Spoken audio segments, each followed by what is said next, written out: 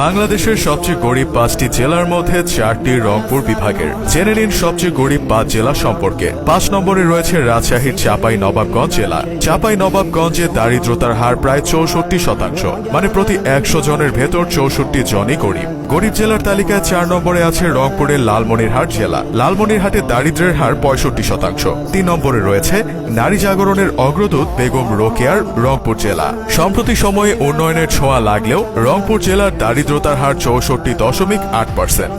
সবচেয়ে গরিব জেলার তালিকায় 2 নম্বরে রয়েছে রংপুরের গাইবান্ধা জেলার নাম। গাইবান্ধার বহু মানুষ অভাব অনটনে দিন কাটায়। এখানকার প্রায় 67.9% মানুষ এখনো দারিদ্র্য সীমার নিচে বসবাস করে। সবার প্রথমে রয়েছে কুড়িগ্রাম জেলা। এটিও রংপুর বিভাগের অন্তর্ভুক্ত।